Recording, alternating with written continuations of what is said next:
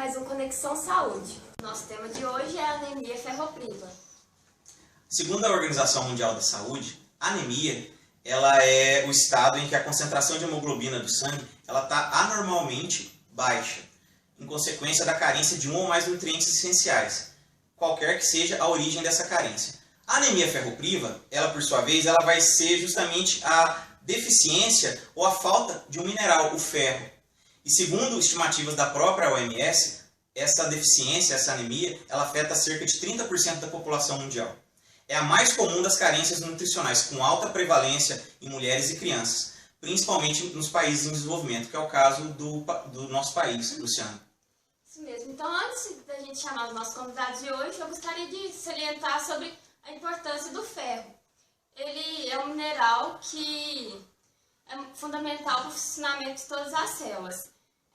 Tem participação na respiração celular e é um componente muito importante da hemoglobina, que é responsável pelo transporte de gases no sangue.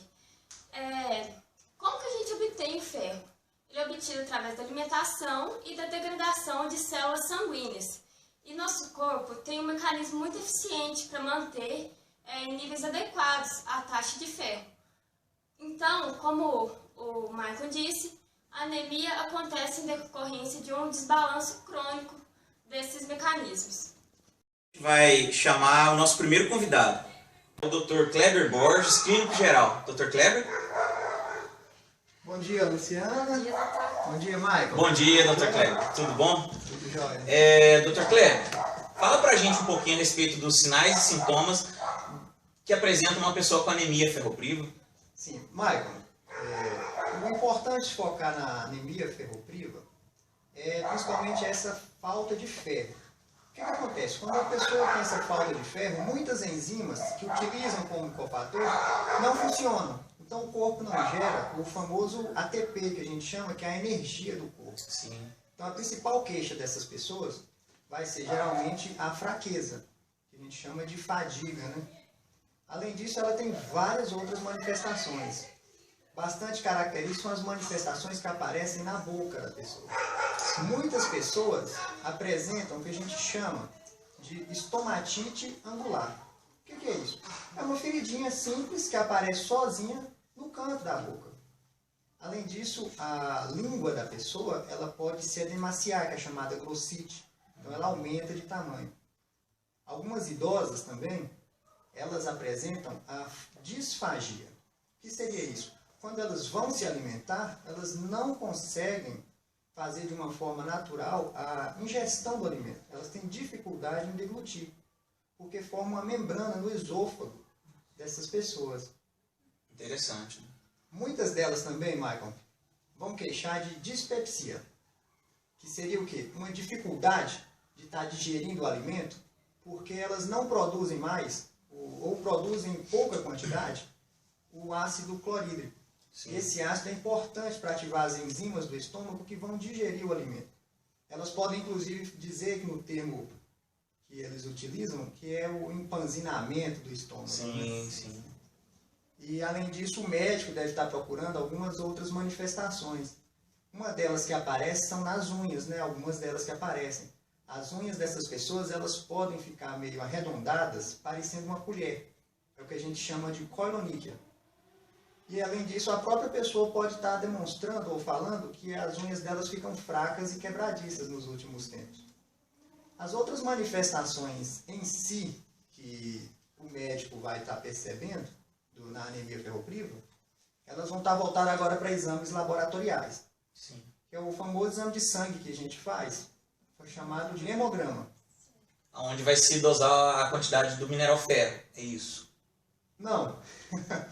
Calma, tem esse exame também onde se dosa a quantidade não exatamente do mineral ferro, mas de suas formas de apresentação e de algumas proteínas. Por exemplo, o ferro, ele vai ter pouco armazenamento. Se você fizer um exame na medula óssea, os macrófagos vão ter pouca quantidade de ferro e as células, né, os eritroblastos, né, as células eritroides, que vão dar origem às células do sangue, elas vão ter poucos grânulos sideróticos. O que seriam isso? São grãozinhos de ferro que deveriam estar presentes ali para serem utilizados na formação da hemoglobina, que é a proteína que está dentro da hemácia. No caso do hemograma, como eu estava dizendo, a gente foca no eritrograma, que seria a parte das células vermelhas do sangue, né? Porque tem células brancas e células vermelhas. Essas células vermelhas elas vão apresentar várias alterações. Uma delas é a diminuição da concentração do volume, que a gente chama de hematócrito, né? É aí que todo mundo chama de anemia, certo? O que diferencia a nossa anemia de hoje, que é a anemia ferropriva, é que além de ter essa diminuição, a causa é a deficiência do ferro. Entendi. Então é uma anemia do tipo ferropriva, né? Por deficiência de ferro. Essas hemácias, que são as células vermelhas do sangue, dentro delas tem as hemoglobinas, certo? Então o que acontece? Com a deficiência do ferro, que faz parte da hemoglobina, pode ter uma diminuição da quantidade dessa hemoglobina e com isso ocorrem alterações na hemácia. Então, por exemplo, o volume da hemácia, que a gente chama de VCM, volume corpuscular médio, ele pode estar diminuído. O volume de cada célula vai estar diminuído. É o que vão ser chamados nos exames laboratoriais de hemácias microcíticas, né? Pequenas células, na verdade, que seria o termo. Além disso, teríamos também o HCM e o CHCM. O HCM seria, de uma forma mais clara para dizer, como se a gente pegasse a quantidade de hemoglobina que tem e pesasse, certo? Então, como vai ter menos hemoglobina, a gente vai ter uma quantidade em peso, em picogramas menores também. Então, cai também os níveis de HCM. O CHCM é a concentração dessa hemoglobina corpuscular média. Como a célula diminui de tamanho, se a hemoglobina continuasse na mesma concentração, na mesma quantidade, a concentração aumentaria, porque o volume do conteúdo diminuiu. Porém, ocorre uma diminuição do volume da hemácia e uma diminuição da quantidade da hemoglobina. Isso reflete uma diminuição da concentração também. Então, tem várias características no exame que a gente pode estar analisando, além das próprias manifestações que já foram ditas na boca, nas unhas, no estômago, que o médico pode estar avaliando. Entendo, Dr. Kleber. Em geral, são essas as manifestações. A fraqueza, as feridas na boca, a dificuldade para deglutir, a dificuldade em digerir o alimento e as manifestações nas unhas que ficam quebradiças e no formato de colher, né, que é a unha em coloníquia. Então, é importante falar, né, que a pessoa que apresentou alguma dessas alterações procurou um profissional, né, de saúde, que pode ser anemia.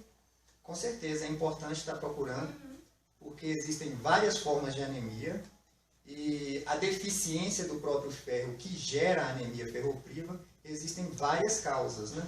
Então, para se ter um tratamento adequado, é necessário que seja feita uma avaliação pelo profissional, principalmente um profissional da área médica. Perfeito, Dr. Kleber. A gente quer agradecer a presença do senhor aqui Maicon. no Conexão Saúde e seja bem-vindo sempre. Até a próxima. Até mais. Para um pouco melhor sobre a anemia ferropriva em gestantes, que são os principais grupos acometidos, vamos chamar o Dr. Lucas Leão, especialista em ginecologia e obstetrícia. Bom dia, Dr. Lucas. Bom dia, Luciana. Então, doutor, como que ocorre e como que é o quadro de anemia ferropriva na gestante? Bom, Luciana, primeiramente nós temos que entender que como a gravidez ela é um processo fisiológico, a anemia ferropriva nessa fase de vida seria também um fator dessa questão fisiológica.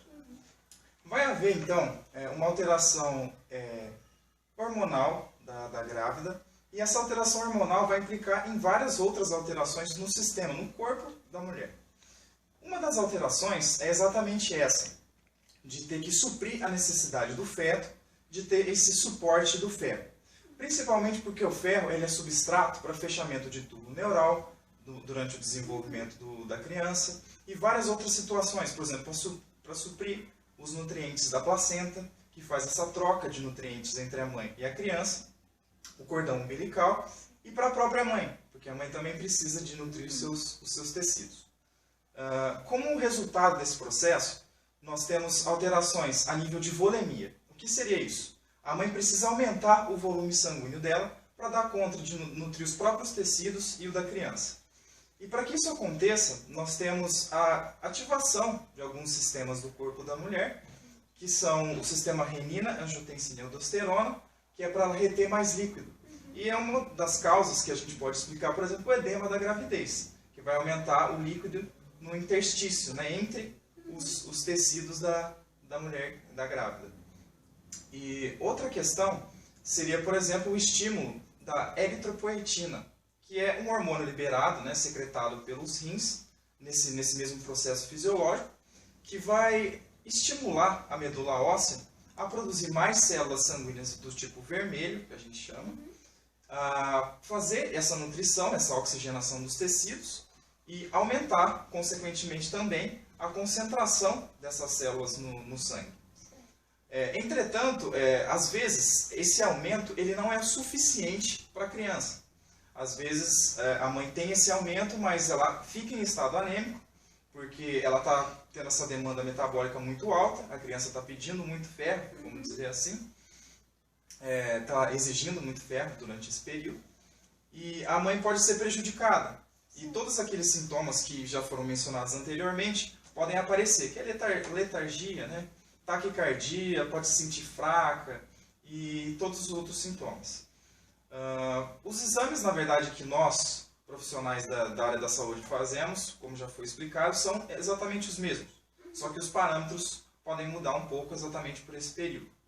Só que o que nós temos que tomar muito cuidado é exatamente de saber se a suplementação de ferro nesse período é ou não indicada. Porque como esses compostos de suplementos alimentares, no caso o sulfato ferroso, eles são adicionados, né, eles vêm junto com a vitamina C, eles podem causar algumas reações adversas no corpo da grávida. Por exemplo, seria a peroxidação lipídica. Né? Eles vão causar uma peroxidação da membrana da célula. Isso pode causar outros efeitos como um estresse oxidativo. Resumindo em outras palavras, seriam como agressões às células dos tecidos. Na verdade, o que se preza muito hoje é acompanhar esse desenvolvimento do feto. Porque, às vezes, a mãe está anêmica. Entretanto, a gravidez decorre normalmente, o feto nasce normalmente, né? A criança vai nascer normal, sem nenhum problema. E a mãe também não necessariamente precisa dessa suplementação. Então, existe muito um discurso entre os acadêmicos, os cientistas, se realmente é necessário em todos os casos fazer a suplementação, porque na ginecologia é como se fosse um padrão. Toda grávida que tem essa alteração no exame, já se entra com essa suplementação. Então a pergunta é, realmente é necessário? Isso é muito importante você falar, porque eu mesmo tinha em mente que sempre seria necessário. Uhum. Então é importante você falar para o público, né, que Sim. é necessário um acompanhamento. Sim, desde o início. Muito obrigado. Muito bom, doutor. Foi muito obrigado pela participação e esperamos o senhor aqui mais vezes. Muito obrigado. Obrigada. A gente vai receber aqui no Conexão Saúde o Dr. Lucas Outramari, que é especialista em pediatria. Dr. Lucas, bem-vindo. Muito obrigado. Joia, sentado. Obrigado. Dr. Lucas, aproveitando que o senhor é especialista em pediatria, explica pra gente como que se dá a anemia ferropriva em crianças. Bom, Michael, como já foi mencionado aqui, né, a anemia ferropriva está presente em todo mundo, né? Mas o principal grupo, né, afetado, a principal faixa etária, são as crianças. E como todo mundo sabe, o ferro é um elemento que é muito importante para o crescimento e para o desenvolvimento das crianças, né? Tanto intrauterino, né, quando a criança ainda não nasceu, ainda está na barriga da mãe, quanto quando ela já está, né, crescidinha, maiorzinha, para o seu desenvolvimento completo. Sim. E quais seriam os sinais que a criança com essa anemia ela apresentaria, Dr. Lucas? Bom, Michael, as crianças, né, é um fator muito fácil de identificar, porque a criança geralmente ela é enérgica, né, você percebe que ela está sempre brincando, sempre ativa.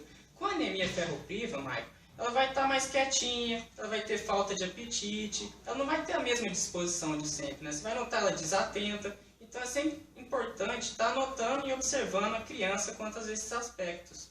Entendi. E com relação à prevenção, doutor? Prevenção e tratamento para anemia nesses casos? Então, Maicon, a prevenção, né, a principal mesmo que a gente está frisando, é a mãe, né, com o recém-nascido, amamentar ele até os 6 meses, porque o ferro está presente no leite materno. Também é importante que essa mãe ela ingira uma dieta rica em ferro para poder estar passando para o filho, tanto na gravidez quanto no período que ela está amamentando. E como prevenção, né, que a Sociedade Brasileira de Pediatria recomenda também, é a suplementação com sais ferrosos para as crianças, né? Então, depois que ela parou de mamar, depois dos 6 meses, é bom essa suplementação, ali, uma faixa diária de 10 miligramas para essa criança, juntamente com alimentos, né, ricos em ferro, para poder estar desenvolvendo. Perfeito, doutor Lucas. Muito obrigado pela sua presença. Eu que agradeço, Marco. Muito obrigado. Luciana, com você. De anemia ferropriva, um assunto que não poderia deixar de ser abordado é a alimentação.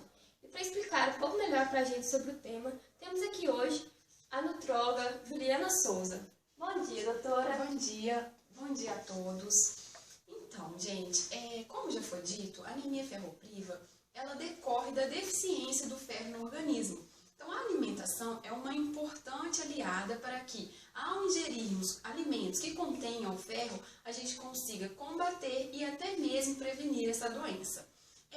Para falar um pouco sobre os alimentos que podem ser utilizados nessas situações, nós trouxemos alguns exemplos de quais seriam os alimentos que favorecem a absorção do ferro, os alimentos que dificultam a absorção do ferro e, por vezes, os alimentos que contêm um alto teor de ferro.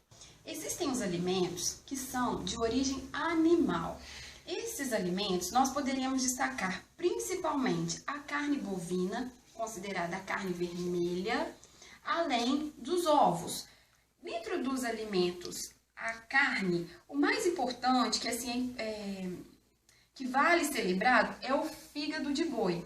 E os ovos são alimentos de origem animal e que contêm um alto teor de ferro. É importante lembrar também que o ferro oriundo de alimentos de origem animal, ele é facilmente absorvido pela mucosa intestinal. Então, uma importante fonte desse mineral.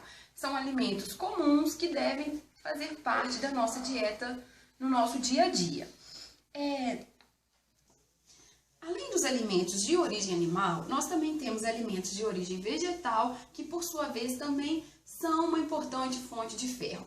Sendo assim, nós podemos citar as verduras de folhas verde escura, como a rúcula, o espinafre, a couve.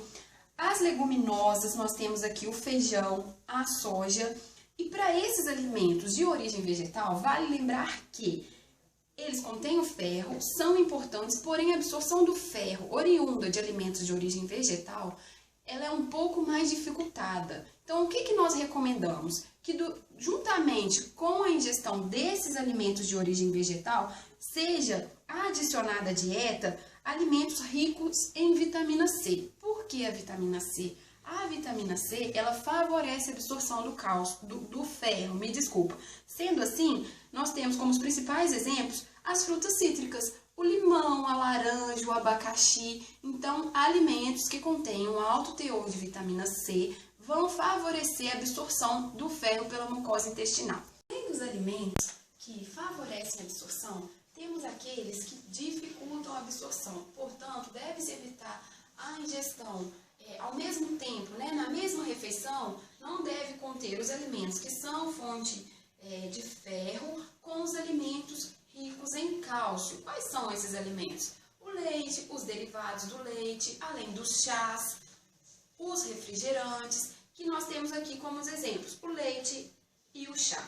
Portanto, ao se consumir, por exemplo, o fígado bovino na refeição, como o almoço, evitar o consumo concomitante dessas outras substâncias que podem acabar por dificultar o ferro, a absorção do ferro. Ou seja, você vai ingerir o ferro que seu organismo necessita, mas ao mesmo tempo você não vai conseguir absorver. Então é isso, gente. O ferro está presente nos alimentos, na grande maioria dos alimentos que nós consumimos diariamente. O que vale é saber como consumir, a quantidade correta e as associações entre os alimentos que são importantes.